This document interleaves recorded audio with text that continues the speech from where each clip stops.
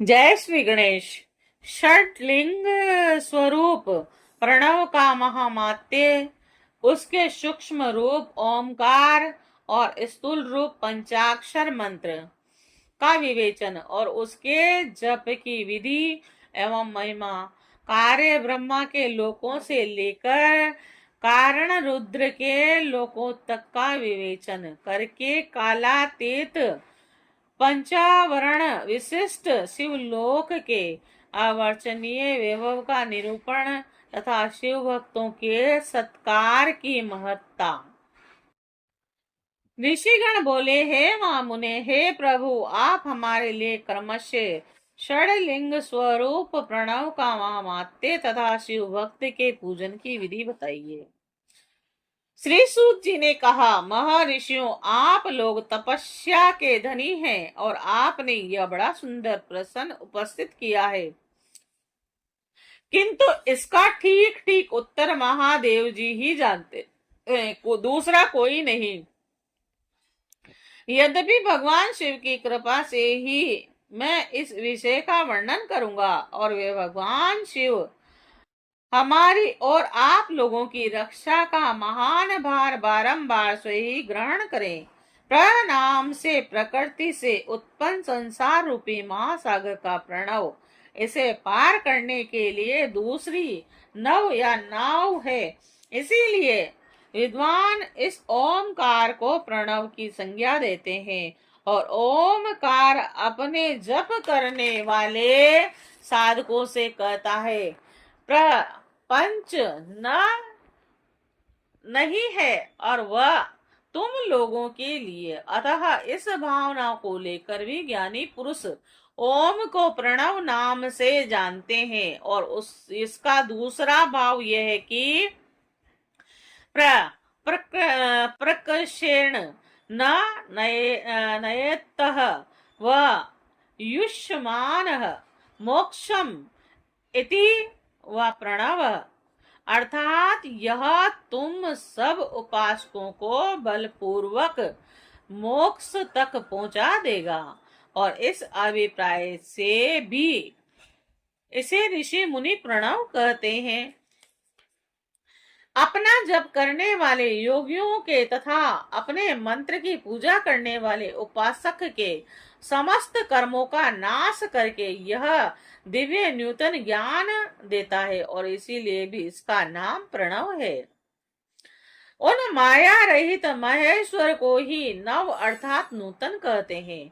वे परमात्मा प्रकृष्ट रूप से नव अर्थात शुद्ध स्वरूप हैं और इसीलिए प्रणव कहलाते हैं। प्रणव साधक को नव अर्थात नवीन शिव स्वरूप कर देता है और इसीलिए भी विद्वान पुरुष उसे प्रणव कहते हैं। अथवा प्रकृष्ट रूप से नव दिव्य परमात्मा ज्ञान प्रकट करता है, इसीलिए वह प्रणव कहलाता है। प्रणव के दो भेद बताए गए हैं, स्थूल और सूक्ष्म। एक अक्षर रूप जो ओम है और उसे सूक्ष्म प्रणव जानना चाहिए, और नमः शिवाय इस 5 अक्षर वाले मंत्र को स्थूल प्रणव समझना चाहिए। जिसमें 5 अक्षर व्यक्त नहीं है वह सूक्ष्म है, और जिसमें 5 अक्षर सुस्पष्ट रूप से व्यक्त है वह स्थूल है। जीवन मुक्त पुरुष के लिए सूक्ष्म प्रणव के जप का विधान है, वही उसके लिए समस्त साधनों का सार है। यद्यपि जीवन मुक्त के लिए किसी साधन की आवश्यकता नहीं है, क्योंकि वह सिद्ध स्वरूप है, और यद्यपि दूसरों की दृष्टि में जब तक उसका शरीर रहता है तब तक उसके द्वारा प्रणव जप की सहज साधना स्वतः होती रहती है। वह अपनी देह का विलय होने तक सूक्ष्म प्रणव मंत्र का जप और उसके अर्थभूत परमात्मा तत्व का अनुसंधान करता रहता है, और जब शरीर नष्ट हो जाता है तब वह पूर्ण ब्रह्म स्वरूप शिव को प्राप्त कर लेता है। यह सुनिश्चित है जो केवल मंत्र का जप करता है उसे निश्चय ही योग की प्राप्ति होती है, और जिसने 36 करोड़ मंत्र का जप कर लिया हो उसे अवश्य ही योग प्राप्त हो जाता है। सूक्ष्म प्रणव भी ह्रस्व और दीर्घ के भेद से दो रूप हैं, जानने चाहिए। अकार, उकार, मकार और बिंदु नाद शब्द काल और कला इससे युक्त जो प्रणव है उसे दीर्घ प्रणव कहते हैं। वह योगियों के ही हृदय में स्थित होता है, और मकार प्रयत्न जो ओम है वह अ उ म इन तीन तत्वों से युक्त है, और इसी को ह्रस्व प्रणव कहते हैं। अ शिव है, उ शक्ति है, और मकार इन दोनों की एकता है, वह तित्व स्वरूप है, ऐसा समझकर ह्रस्व प्रणव का जप करना चाहिए। और जो अपने समस्त पापों का क्षय करना चाहते हैं उनके लिए इस ह्रस्व प्रणव का जप अत्यंत आवश्यक है। पृथ्वी, जल, तेज, वायु और आकाश, यह पांच भूत तथा शब्द, स्पर्श आदि अनेक पांच विषय, यह सब मिलकर 10 वस्तुएं मनुष्य की कामना के विषय हैं।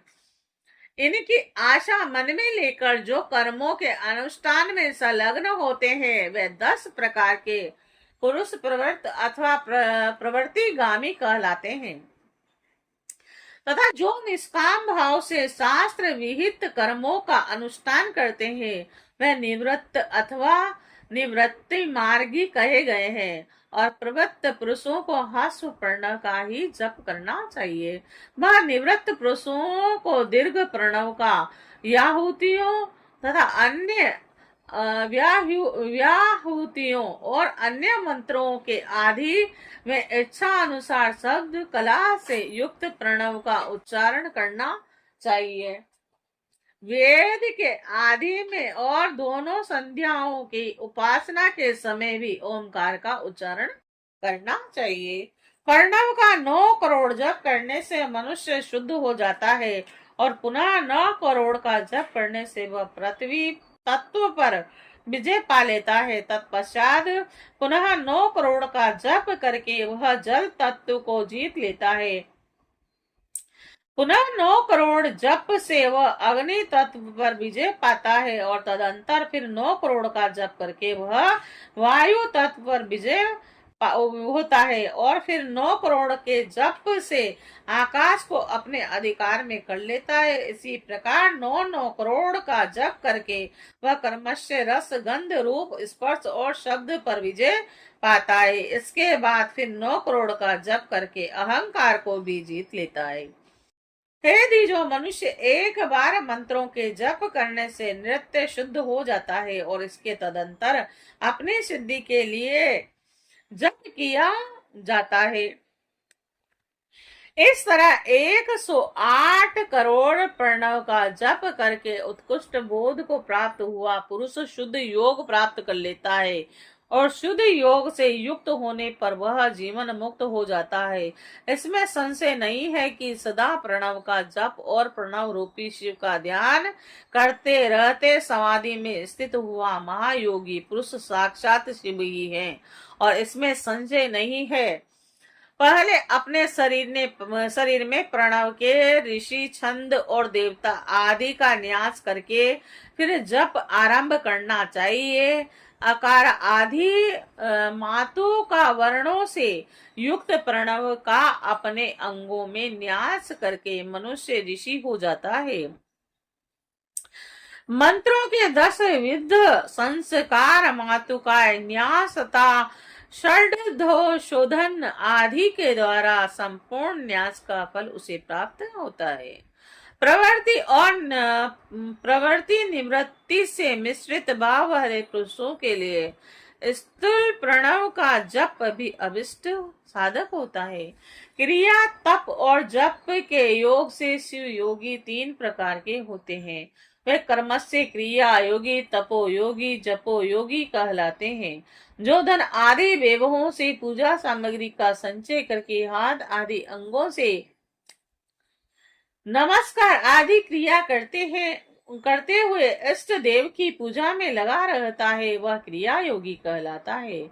और पूजा में संलग्न रखकर जो परिमित भोजन कराता हुआ ब्राह्मण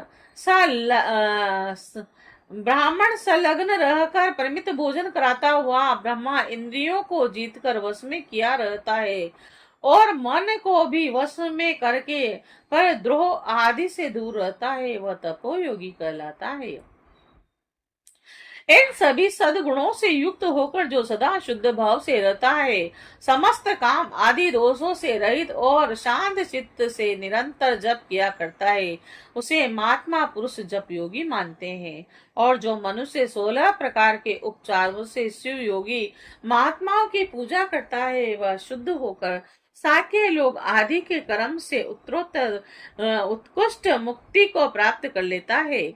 हे द्विजो, अब मैं जप योग का वर्णन करता हूँ, आप सब लोग ध्यान देकर सुने। तपस्या करने वाले के लिए जप का उपदेश किया गया है, क्योंकि वह जप करते करते अपने आप को सर्वथा शुद्ध निष्पाप कर लेता है। हे ब्राह्मणों, पहले नमः पद हो और उसके बाद चतुर्थी विभक्ति में शिव शब्द हो तो पंच तत्वात्मक नमः शिवाय मंत्र होता है और इसे शिव पंचाक्षर मंत्र कहते हैं। और यह स्थूल प्रणव रूप है और इस पंचाक्षर के जप से ही मनुष्य संपूर्ण सिद्धियों को प्राप्त कर लेता है। पंचाक्षर मंत्र के आदि में ओमकार लगाकर ही सदा उसका जप करना चाहिए। हे द्विजो, गुरु के मुख से पंचाक्षर मंत्र का उपदेश पाकर जहाँ सुखपूर्वक निवास किया जा सके, ऐसी उत्तम भूमि पर महीने के पूर्व पक्ष शुक्ल में प्रतिपदा से प्रारंभ करके कृष्ण पक्ष की चतुर्दश तिथि तक निरंतर जप करता रहे। और माघ और भादो के महीने अपना विशिष्ट महत्व रखते हैं और यह समय सब संयमों से उत्तमोत्तम माना गया है।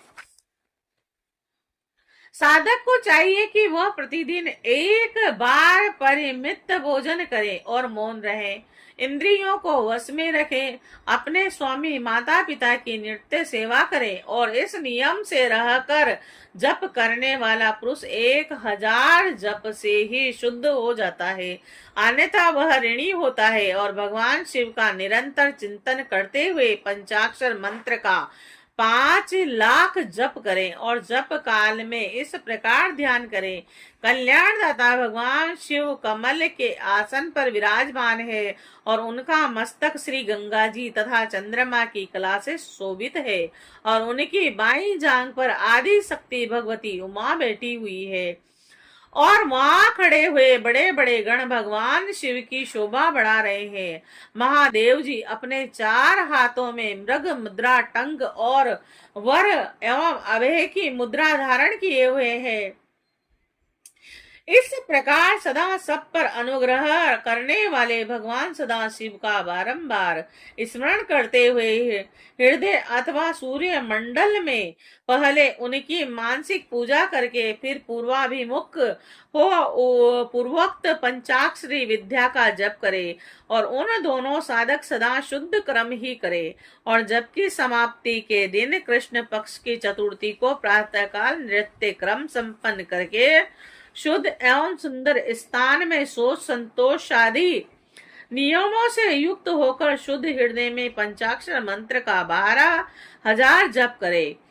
तत्पश्चात सपत्निक 5 ब्राह्मणों का जो श्रेष्ठ शिव भक्त हो वर्ण करें और इसके अतिरिक्त एक श्रेष्ठ आचार्य का भी वर्ण करें और उसे सांब सदाशिव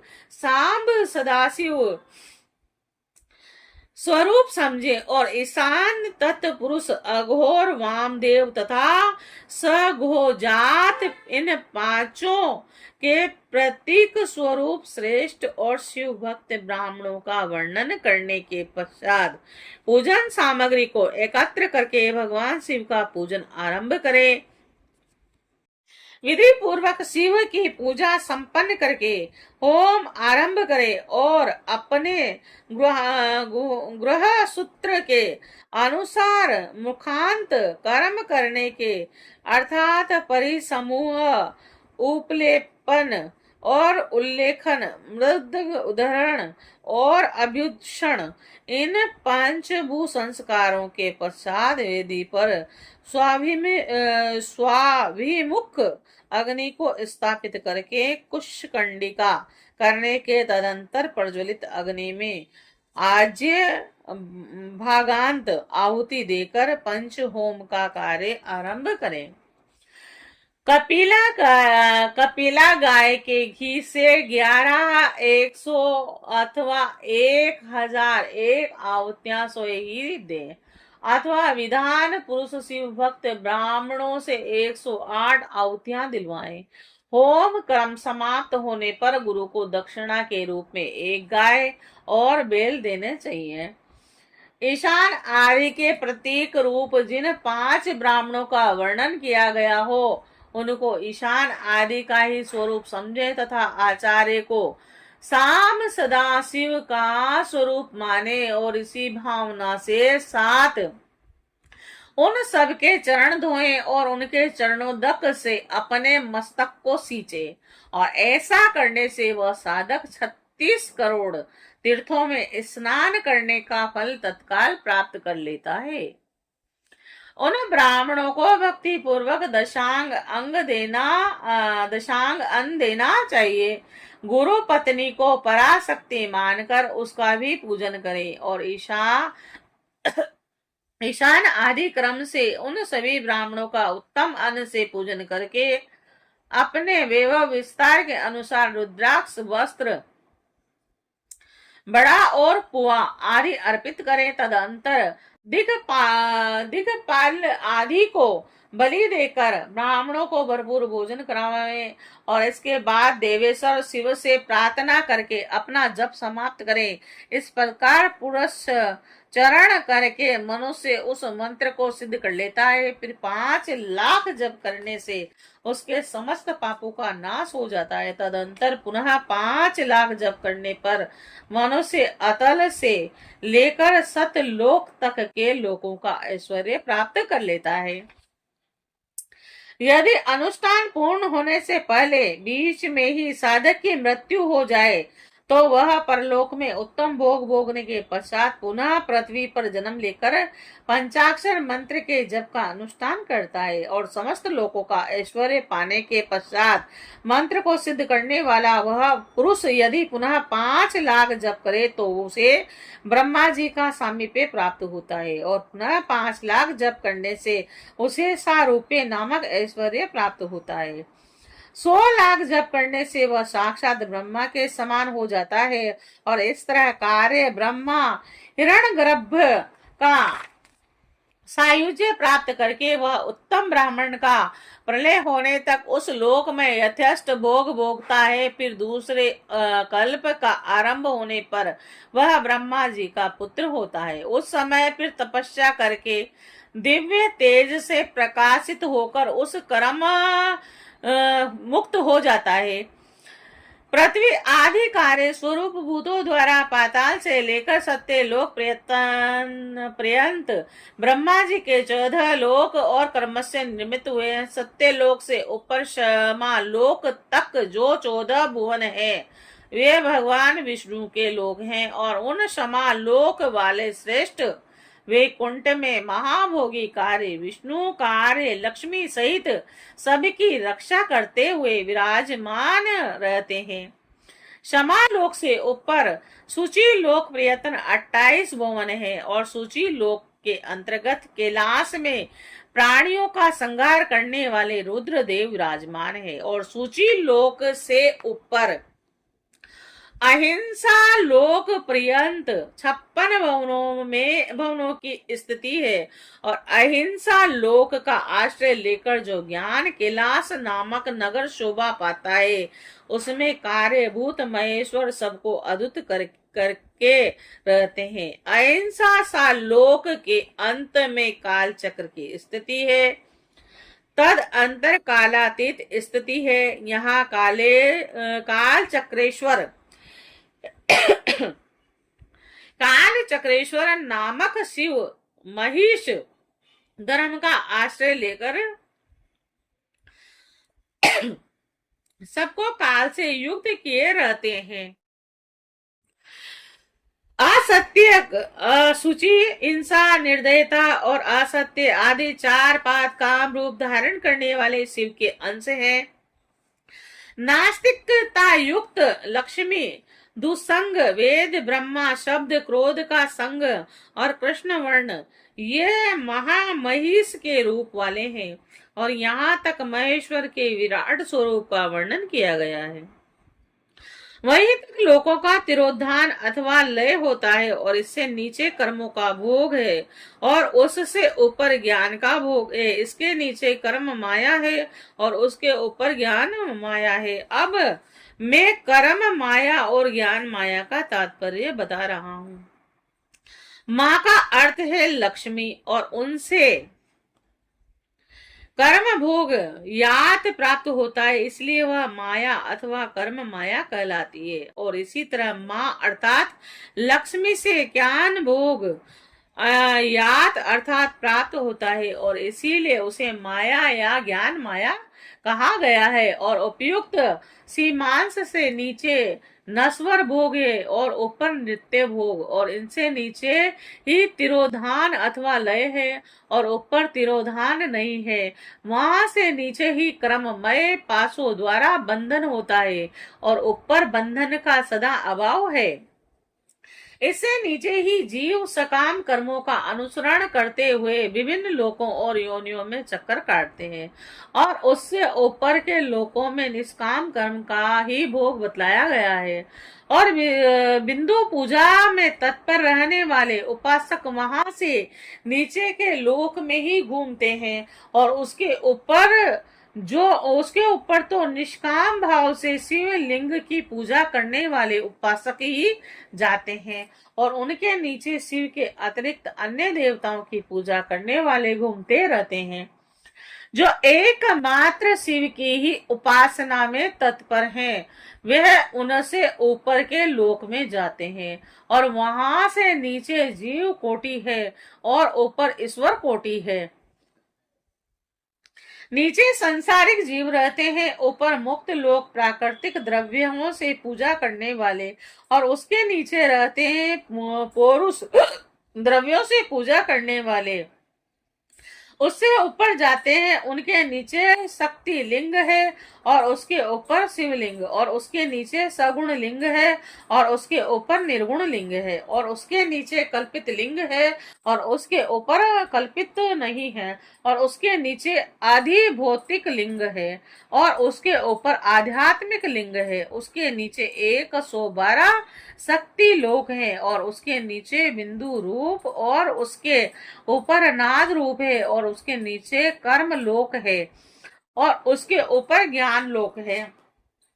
इस प्रकार इसके ऊपर मद और अहंकार का नाश करने वाली नम्रता है और वहां जन्म जनित तिरोधान नहीं है। उनका निवारण किए बिना वहां किसी का प्रवेश संभव नहीं है और इस प्रकार तिरोधान का निर्वाण करने से वहां ज्ञान शब्द का अर्थ ही प्रकाश होता है और आदि भौतिक पूजा करने वाले लोग उनसे नीचे के लोकों में ही चक्कर काटते हैं और आध्यात्मिक उपासना करने वाले हैं और वे ही उनसे ऊपर को जाते हैं। इस प्रकार वहां तक महालोक रूपी आत्मलिंग में विभाग को जानना चाहिए और प्रकृति, आदि प्रकृति, महत, अहंकार, पंच मात्राएं, 8 बंधों को भी जाने और इस प्रकार सब लौकिक तथा वैदिक स्वरूप को जानना चाहिए। जो सत्य, अहिंसा आदि धर्मों से युक्त होकर भगवान शिव के पूजन में तत्पर रहते हैं, वे अधर्म भैसे पर आरूढ़ काल चक्र को पार कर जाते हैं। काल चक्रेश्वर की तरह सीमा तक जो विराट महेश्वर लोक बतलाया गया है, उससे ऊपर वृक्ष के आकार में धर्म की स्थिति है और वह ब्रह्मचर्य का मूर्तिमान स्वरूप है, और इसके सत्य, सोच, अहिंसा और दया ये चार पाद हैं। वह शिवलोक के आगे स्थित है। क्षमा उसके सिंह है, शम कान है, और वह वेद ध्वनि रूपणी शब्द से विशुभित है। और आस्तिकता उन उसके दोनों नेत्र है, और निश्वास ही उनकी श्रेष्ठ बुद्धि और मन है। क्रिया आदि धर्म रूपी जो वृक्षभ है वह कारण आदि सर्वदा स्थित है, ऐसा जानना चाहिए। और उस क्रिया रूप वृक्ष भार कार धर्म पर कालातीत शिव आरूढ़ होते हैं, और ब्रह्मा विष्णु और महेश्वर की जो अपनी अपनी आयु है उसी को दिन कहते हैं। और जहाँ धर्म रूपी वृक्षभ की स्थिति है उसी से ऊपर न दिन है और न रात्रि, और वहां जन्म मरण आदि भी इस नहीं है। फिर कारण स्वरूप ब्रह्मा के भी कारण सत्य लोक प्रयत्न 14 लोक स्थित है, जो 5 भौतिक गंध आदि से प्रे हैं, और उनकी सनातन स्थिति है। सूक्ष्म गंध ही उनका स्वरूप है, और इसके ऊपर कारण रूप विष्णु के 14 लोक स्थित हैं। इनमें भी ऊपर फिर कारण रूपी रुद्र के 28 लोकों की स्थिति मानी गई है, और फिर उनसे भी ऊपर कारणेश शिव के 56 लोक विद्यमान है। तदंतर शिव सम्मत ब्रह्मचर्य लोक है, और वही 5 आवरणों से युक्त ज्ञानमय कैलाश है। वहां पर 5 मंडलों, 5 ब्रह्म कलाओं और आदि शक्ति से संयुक्त आदि लिंग प्रतिष्ठित है, और उस परमात्मा शिव का शिवालय कहा गया है, और वही पराशक्ति से युक्त परमेश्वर शिव निवास करते हैं। वे सृष्टि, पालन, संहार, तिरोभाव और अनुग्रह इन 5 कृत्यों में प्रवीण है। उनका श्री विग्रह सचिदानंद स्वरूप है। वे सदा ध्यान रूपी धर्म में ही स्थित रहते हैं और सदा सब पर अनुग्रह किया करते हैं। वे स्व आत्मा राम है, और समाधि रूप आसन पर आसीन और सुशोभित होते हैं। कर्म एवं ध्यान आदि का अनुष्ठान करने से कर्मस्य ध्यान पथ में आगे बढ़ने पर उनका दर्शन साध्य होता है, और नित्य नैमित्तिक आदि कर्मों द्वारा देवताओं का यजन करने से भगवान शिव के समाधान कर्म में मन लगाता है। क्रिया आदि जो शिव संबंधी कर्म है उनके द्वारा शिव ज्ञान सिद्ध करें, और इन्होंने शिव तत्व का साक्षात्कार कर लिया है अथवा जिन पर शिव की कृपा दृष्टि पड़ चुकी है वे सब मुक्त ही हैं, और इनमें संचय नहीं। आत्म स्वरूप से जो स्थिति है वही मुक्ति है, और एकमात्र अपने आत्मा में रमण या आनंद का अनुभव करना ही मुक्ति का स्वरूप है।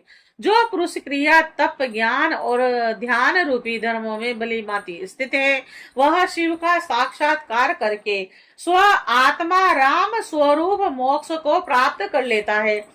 जैसे सूर्य अपने किरणों से अशुद्धि को दूर कर देते हैं, उसी प्रकार कृपा करने में कुशल भगवान शिव अपने भक्त के अज्ञान को मिटा देते हैं, और अज्ञान की निवृत्ति हो जाने पर शिव ज्ञान स्वतः प्रकट हो जाता है, और शिव ज्ञान से अपना विशुद्ध स्वरूप आत्मा राम तत्व प्राप्त होता है। और आत्मा राम तत्व की समयक सिद्धि हो जाने पर मनुष्य कृत्य हो जाता है। शिव मंत्र का 100 लाख जप करने से ब्रह्म पद की प्राप्ति होती है, और फिर 100 लाख जप करने से विष्णु पद प्राप्त होता है।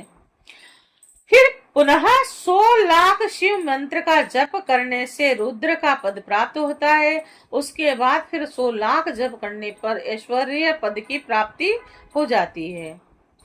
फिर इसी प्रकार समयक रूप से जप करने पर शिवलोक के आदिभूत अर्थात शिवलोक के आधारभूत निर्माता काल चक्र को प्राप्त किया जा सकता है। यह काल चक्र पंच चक्रों से युक्त है, जो एक के पश्चात एक में स्थित है, और सृष्टि और मोह से युक्त ब्रह्म चक्र, भोग तथा मोक्ष से युक्त वैष्णव चक्र, कोप और एवं मोह से युक्त रुद्र चक्र, और ब्रह्मण से युक्त ईश्वर चक्र, और ज्ञान तथा मोह से युक्त शिव चक्र है। ऐसा इन 5 चक्रों के विषय में बुद्धिमानों का कहना है। पुनः 10 करोड़ शिव मंत्र का जप करने पर कारण ब्रह्म पद प्राप्त होता है। तदंतर 10 करोड़ जप करने से ऐश्वर्य युक्त पद की प्राप्ति होती है।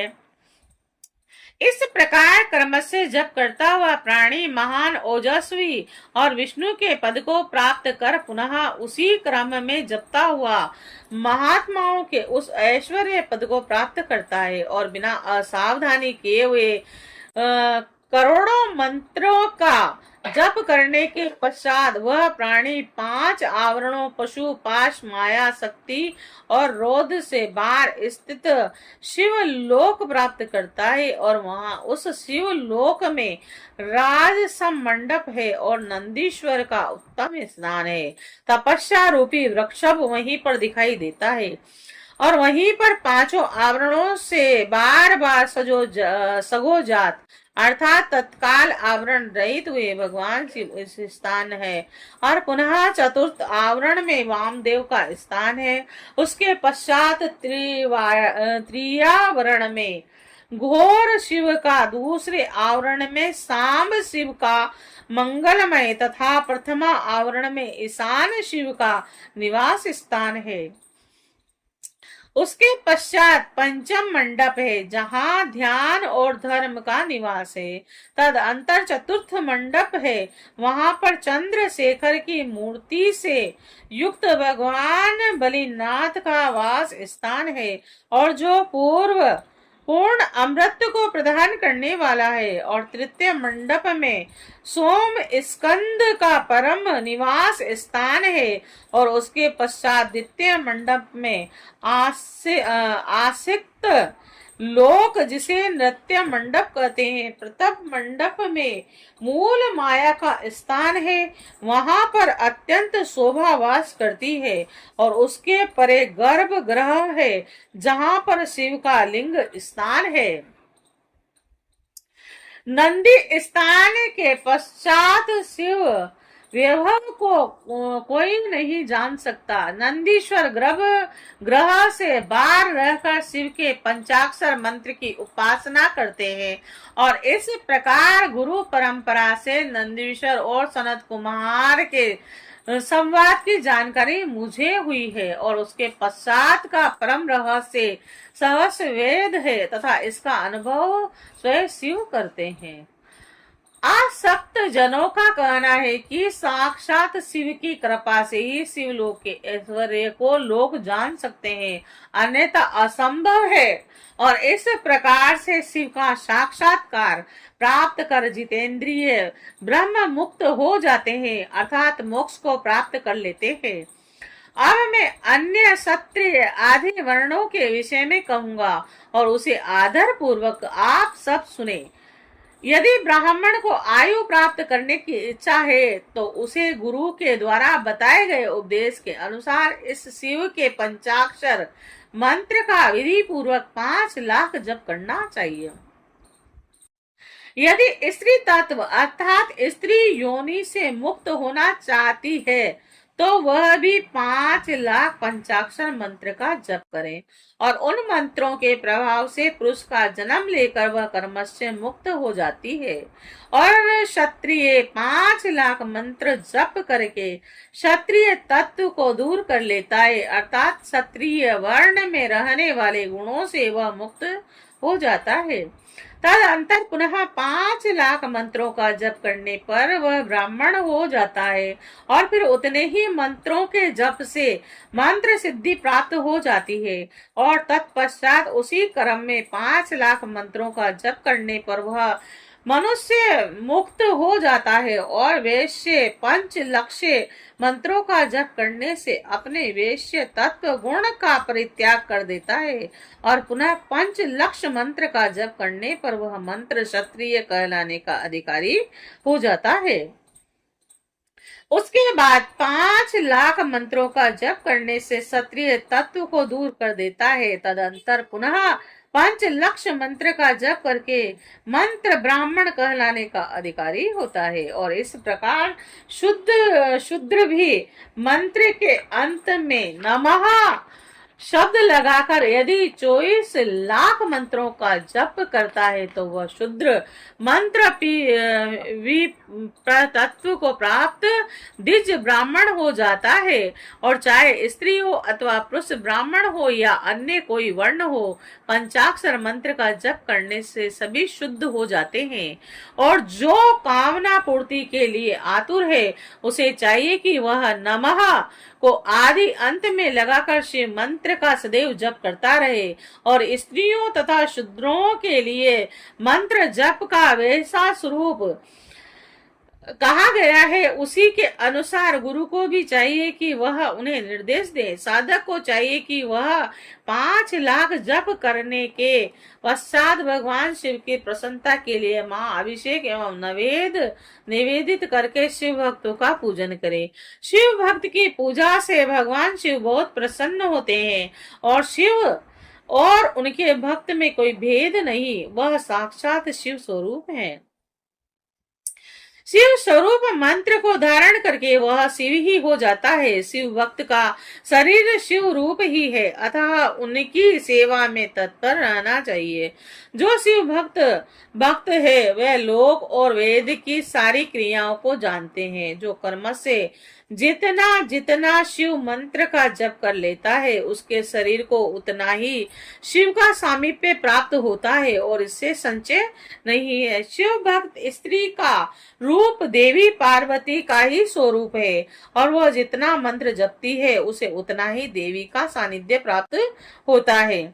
बुद्धिमान व्यक्ति को शिव का पूजन करना चाहिए और जिससे वह साक्षात मंत्र रूप हो जाता है।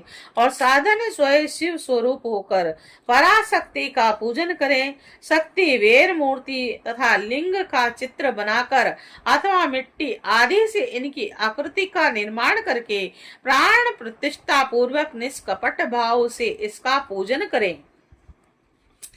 शिवलिंग को शिव मानकर अपने को शक्ति स्वरूप समझकर शिवलिंग को देवी और अपने को शिव रूप समझकर शिवलिंग को नाद रूप तथा शक्ति को बिंदु रूप मानकर परस्पर सटे हुए शिवलिंग और शिवलिंग के प्रति उप प्रधान और प्रधान की भावना रखते हुए जो शिव और शक्ति का पूजन करता है वह मूल रूपी भावना करने के कारण शिव रूप ही है।